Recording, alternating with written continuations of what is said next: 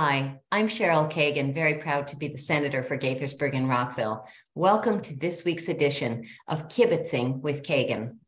With me today is my very special guest, the Special Secretary for Opioids, Emily Keller. Madam Mayor, Madam Secretary, thank you so much for taking the time to chat today. Thank you for having me. Thank you. So I am so excited to your journey has been so amazing so far, and you're still so young, and the future is so bright for you. Let's start with the fact that you are a native Marylander, a native of Hagerstown, grew up there, graduated from Hagerstown High School, and ultimately became its mayor. What were some of the biggest changes you've seen in Hagerstown in your lifetime? Sure. It's a great question. We are growing tremendously. I mean, when I was growing up here, there was still like some farmland left. It was more rural. But over the course of my lifetime, we have become the fifth largest municipality in the state of Maryland. And we're seeing just a ton of growth here. Different housing, different industries that are coming. We're seeing manufacturing coming back, which is very exciting for Hagerstown. We used to be the hub city, and manufacturing kind of moved out. Now it's coming back. So definitely coming full circle, but doing it in a big way. That's fantastic.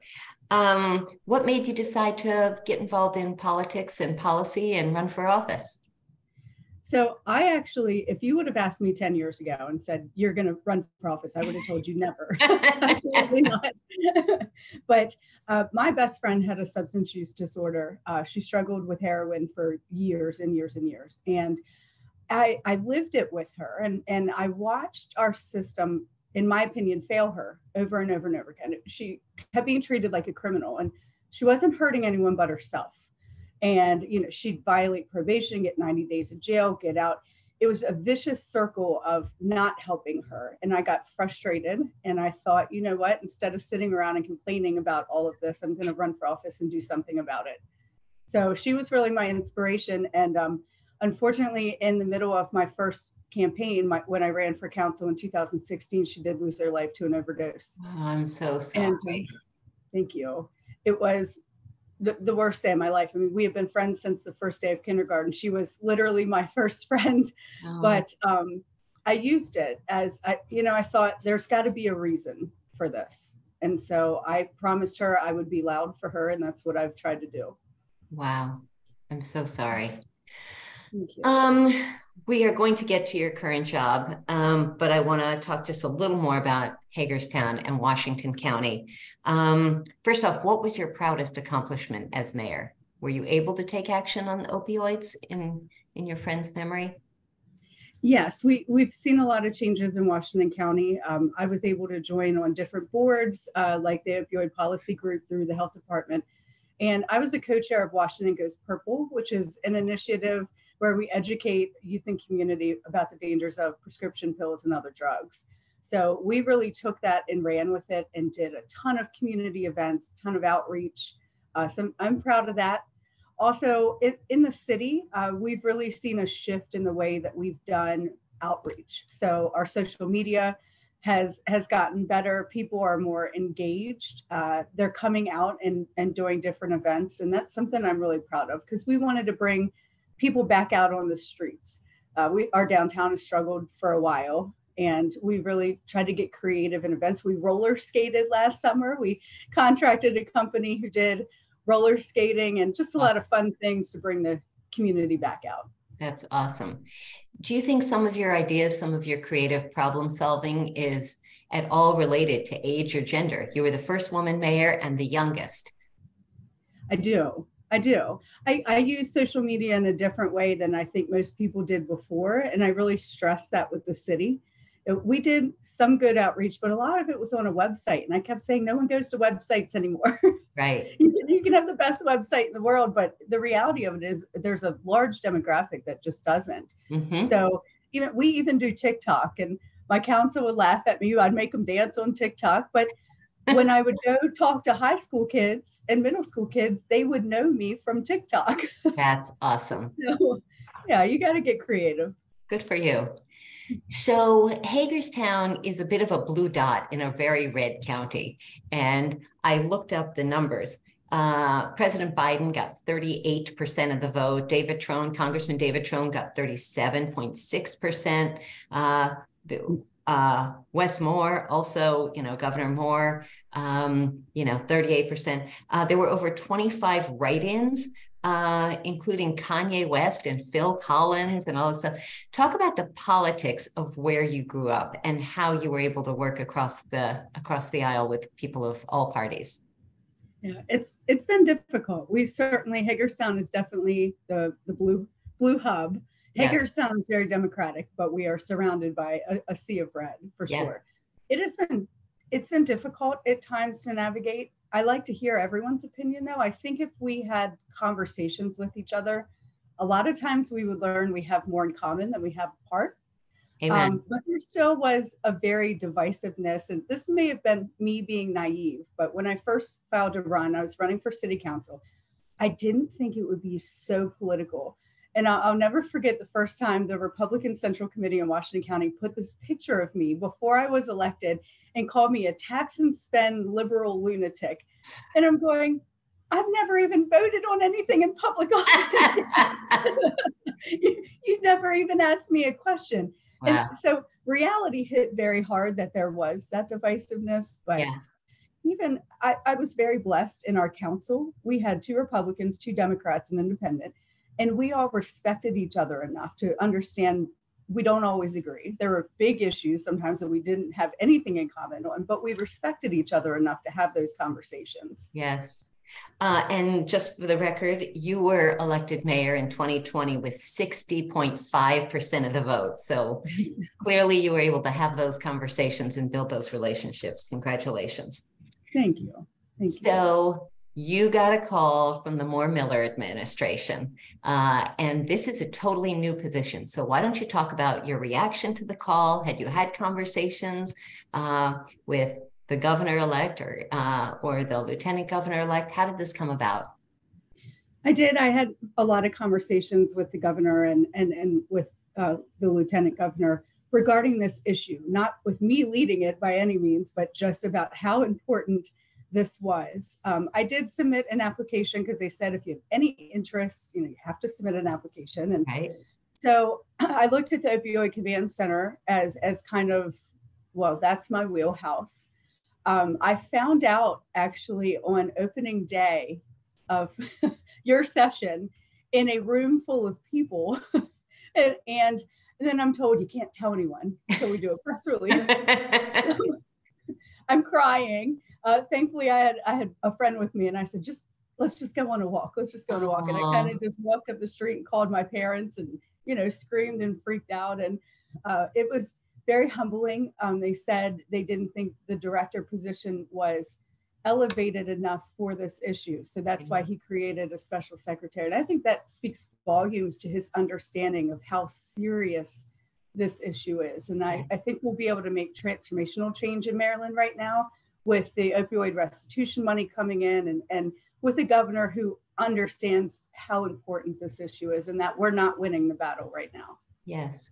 So talk about your goals. As I was preparing for this, it occurred to me that more than a lot of other cabinet secretaries, your performance is measurable. Number of people, number of Marylanders who die, it's as opposed to doing a good job for the environment or helping working families. Or talk about the pressure you feel and what your goals are and the administration's goals. So I think right now, I actually have a strategic planning session with my team in 2 weeks. We're bringing in a facilitator and we're just going to look at, in a perfect world, what can we do? There's $400 million coming in opioid restitution settlement money. We can really make transformational change. One thing that Maryland has done very well is collect data. We have the DORM project. We have a project called RAD, which is the Rapid Analysis of Drugs, where we are getting drug paraphernalia from active users, and they just do a quick anonymous survey and say, this is what I think I was buying. Then we test it and we know real time what's in our drug supply. I don't know of any other state that has that data available.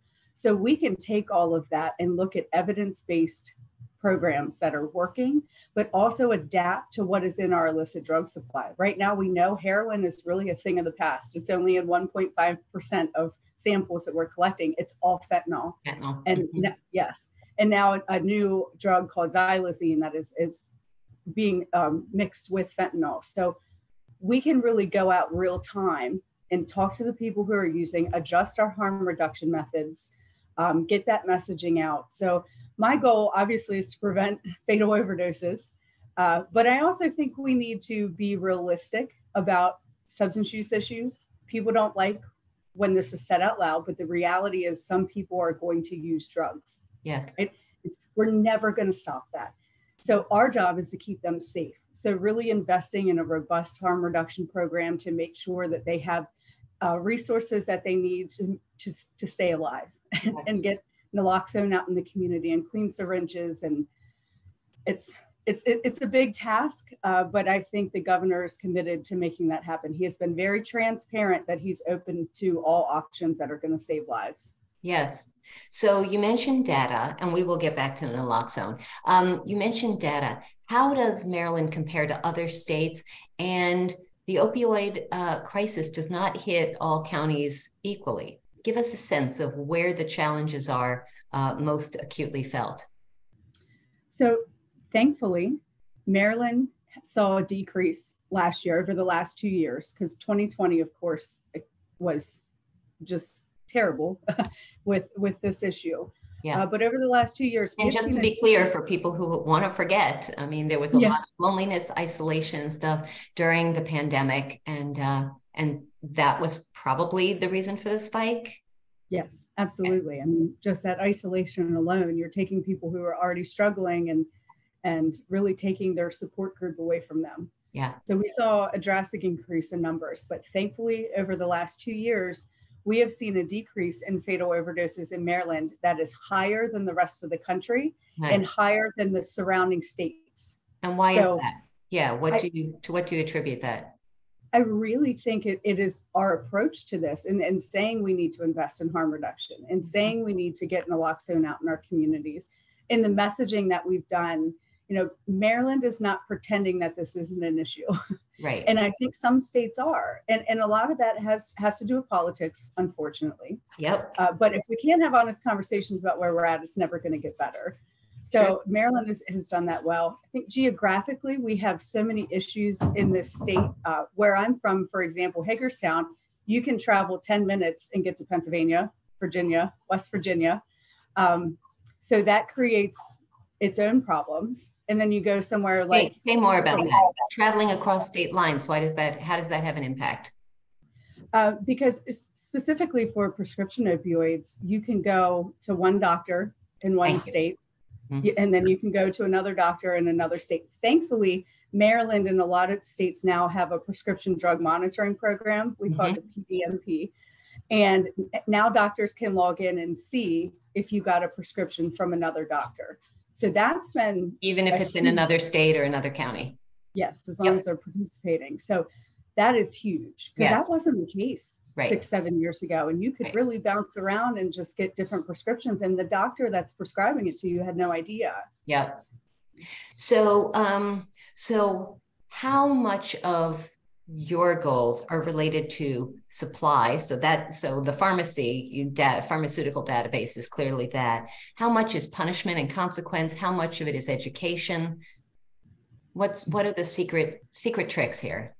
I think prevention and education is important. We need to be talking to our kids as early as possible and often with consistent messaging.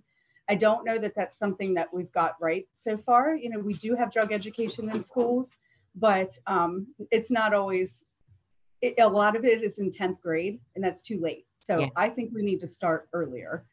And then as far as punishment, the people who are selling poison and the ones who are doing the trafficking absolutely need punishment. Yeah. But when you look at just a person who is addicted to a substance that can't stop, do I think that needs to be criminalized? No, I think we've seen over 30 years, it doesn't work. Right. It doesn't work. And they're chemically dependent on something, which is something a lot of people can't understand. So someone who just had surgery and their doctor gives them a strong pain killer, and that's how a lot of people start, right? I mean, should they just experience the pain? How should people who have never thought about addiction address not going down that slippery slope? I think you should always listen to your doctor, especially now that there's a lot more education out there. You know, the CDC came out with a report a couple The years Centers ago. for Disease Control. Yes. Yes. That after 8 days, your brain can be chemically dependent on an opioid. Wow. We didn't know that before. Yeah. So people were prescribing 30 days, 90 days even, and we just didn't have that data. Yeah. So you have to be careful. Yes. You have to be careful, and you have to understand the consequences of what can happen, because obviously the majority of the time it's unintentional. Yes. But you become chemically dependent on that substance. Yep. So thankfully now, when an opioid is prescribed, there's generally a pamphlet. If for the people like me that actually read those things, yes, but it's very specific about, here's what can potentially happen. Yes. There's a place for opioids. Obviously, there's a place for pain management. Sure. But you definitely have to be aware and mindful of what can happen. Yes. So you mentioned naloxone earlier, and also known as Narcan. And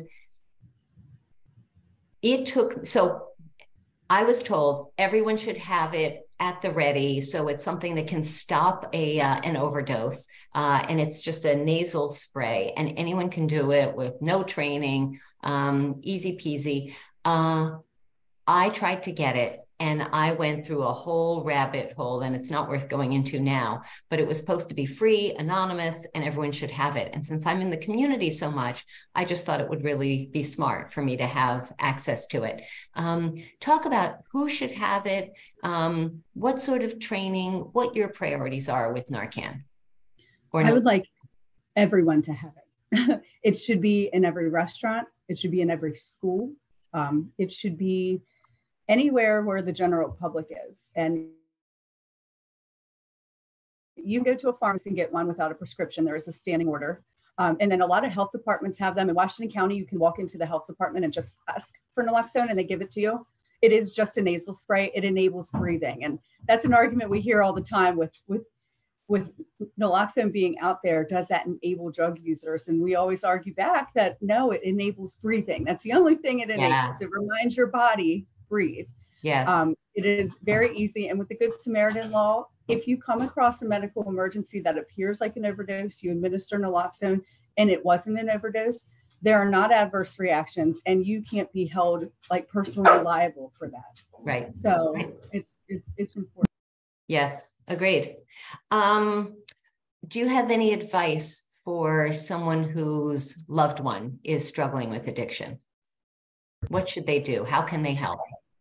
I would say, one, understand that they're sick. Treat that diagnosis as someone who just found out they had cancer, or someone who just found out they had another disease, because it is absolutely a disease. And then I would say, sorry. Hi, Brooklyn, you're back. Brooklyn wants to go outside. Brooklyn, can wait just a few minutes. Yes. Come here. Yeah, I would just say, treat them with the dignity and respect that they deserve. Understand this is a very personal thing, and recommend treatment. Okay, we need to pause. Yeah, well, I'm sorry. All right, we're back and the pooch is outside. Madam Secretary, so I love the compassionate reaction when a loved one is struggling with addiction. How many other states have a position like yours? And is there a state that's kind of a role model for you? That is an interesting question. I am not sure how many other states have a position like mine. I think there are several states who are being transformational with this issue. Mm-hmm. One of them is New York. I'm going to go visit sometime, hopefully in the next several weeks. They have the country's first safe injection site, or safe consumption site. Didn't we pass that in I feel like I voted for that when I was in the House, the needle exchange and all that, didn't we? We'd have an enactment Yes, in Maryland. thankfully, we enacted needle exchange, Yeah. syringe service programs. But this is actually a site. It works all across the world. We just don't have any here in the United States yet, except for New York. It's a site where you can go and use safely. You're monitored by nurses. There's access to naloxone. There's peer support specialists, harm reduction specialists, and it's very successful in Australia and other countries. There Wow. has been no fatal overdoses there, none. Nice. And when you're around a peer support specialist or you're involved in a harm reduction program, your likelihood of going to treatment is significantly higher because they treat you with dignity and respect. And they understand that you may not be ready then, but they build personal connections with you. And when you are ready, you feel safe going to them. So I think New York is leading the way there. And I know that it's highly controversial.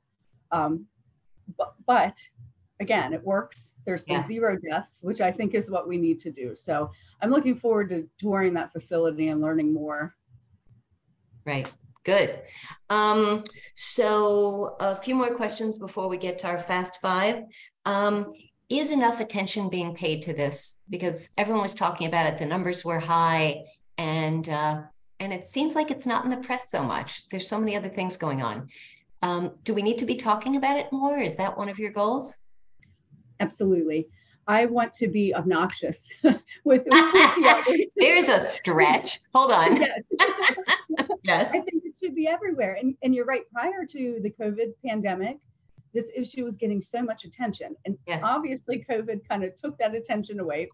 But I think the general public doesn't realize that it's almost as bad as it was before. Wow. And so I don't think there's been enough press on it. And that's something I would like to do with using, thankfully people have been reaching out for interviews and they're starting to cover it again, but using social media and messaging and marketing campaigns, it's important. This issue has to stay in the forefront. Agreed. So, Madam Secretary, you talked about the $400 million in opioid restitution money. Give us a very brief sense of what you're thinking about, how that can be most prudently and effectively spent. So the grants, thankfully, are coming through my office. I say thankfully, my grants coordinator may say otherwise. But we have been working on a scoring system and really focusing on what's important when we get the applications in. And something that we've put an emphasis on was evidence-based. And is it evidence-based or is it transformational? Is it something new that you want to try that is based off evidence from elsewhere? That's great. But if we already know what's working, we want to make sure a lot of money is going down that path. So there are several things you can use it for, obviously treatment, crisis, naloxone. So we're kind of looking at how outreach. Yes, education, prevention, outreach. So is there a timetable or can it be a 10-year rollout or how does that work? So the money is actually coming in this first settlement over 18 years. That's okay. I thought it was a long time. Okay. It's a long time. So these grants now are going to be 1 to 2 year grants. And then it'll continue a revolving cycle of that. So a small portion of the money is going direct to municipalities, small portion is going direct to counties, and then the rest will be through grant programs. Love it. Good. Last question before we go to Fast Five. You have a daughter, Layla. What does she think of politics and all of this? Do you think she might follow in your footsteps at some point? She says absolutely not. But that's what you said. Yes, that's what I said too. I think this has been a real learning experience for her. I got elected the day before her 9th birthday in my initial run. And so she's really learned a lot about politics. It's funny when you talk to her, she really has a sense of what's going on in the country, what's going on locally. She understands different perspectives and the different parties and, kind of where the lines are. So it's interesting to her, but she's also seen the negative side of it, the social media. Thank God she doesn't have Facebook, but her friends do. Yeah. And, they have screenshot some of the mean things that people say. And I think that's been difficult for her to navigate, but also a learning experience because she sees me I just let it roll off my shoulders. And I tell her, people can be bullies. It's okay. Yes. Don't let it get to you. So I hope that those lessons will help her throughout her life, because people are bullies. They are. It's hard. It can be hard though. So, so Madam Secretary Emily Keller, it's time for the Fast Five. 5 quick questions with 5 quick answers. Question number 1, what's a hidden gem in Hagerstown that folks ought to check out? The Cultural Arts Trail and the Schmankel Stube restaurant. Say the last. And you can look the Cultural Trail to the Schmankel Stube restaurant. It's an authentic German restaurant here. You have to try it. Okay. So I had a glorious day in Hagerstown, as you know, and the Arts Center and the Thomas Kennedy sculpture in a pocket park, and then went to the 911 Center, and it's a great little gem in Maryland if anyone's looking for a road trip. Question number 2, what's your favorite movie of all time? Beetlejuice. Okay. Question 3, tell us a song that's kind of your anthem, a song that inspires you and lifts you up. So there's actually a song by Rihanna called Hard. And it is when I need to focus, when I need to feel powerful and strong, that's what I listen to in the car. It just gets me in this girl power, women power mood. I love it. That would be it. I love it. When you were growing up, who was your inspiration or your role model? Oh, definitely my parents. Both of them. I was blessed. I am blessed. I have, they could have wrote a book on parenting. They've always inspired me. They always made me feel like my dreams were never too big. I could have went home and said, hey, I want to be an astronaut. And they would have said, all right, let's figure out how to do it. Amazing. I was very blessed there. Are they still in Hagerstown? Yes. Cool. So you get to see them a lot. Question 5, the question that I ask every one of my guests, Secretary Emily Keller, what is your hidden secret superpower? What is a skill or talent you have, something you're really good at that most folks can't do? So I'm a singer.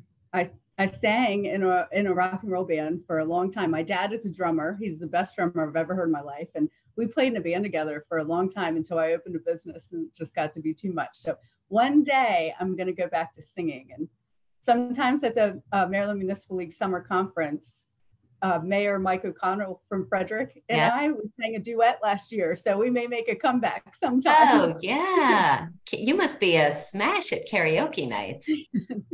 Awesome. All right. Well, Madam Secretary, thank you so much for taking the time, and thank you for all that you have done in your career so far. And I'm not going to ask you the impossible question of what your future looks like, but we know it's going to be bright. And thank you for what you're doing to help save lives in Maryland. Thank you, Senator. I appreciate that. You are a role model to me, and just so fabulous. I love watching and learning more about you every day. And thank you for all that you do. You're so sweet. Thank you. I'll see you soon. All right. Take care.